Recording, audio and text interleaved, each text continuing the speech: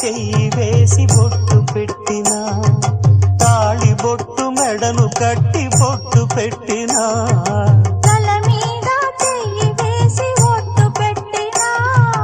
తాళి బొట్టు మెడను కట్టి బొట్టు పెట్టినా,